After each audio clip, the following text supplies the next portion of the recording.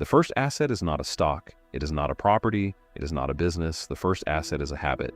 That sounds boring, which is annoying, because it is also true. Everyone wants the big asset, the portfolio, the property, the passive income, the business that magically pays them while they sleep.